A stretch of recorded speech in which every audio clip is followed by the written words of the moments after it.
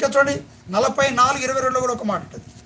44 యెషయా గ్రంథం 44:22 కూడా ఒక మాట ఉంటుంది.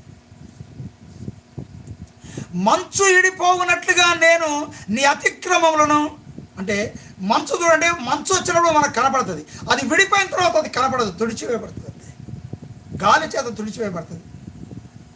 అందుకే మంచు విడిపోవునట్లుగా, అంటే మంచు విడిపోయినప్పుడు ఎట్లయితే కనపడదో నేను నీ అతిక్రమములను, మబ్బు తొలగునట్లుగా, అంటే మబ్బంతా వస్తుంది, అది తొలగిపోయిన తర్వాత ఆకాశం తేట కనబడుతూ ఉంటుంది.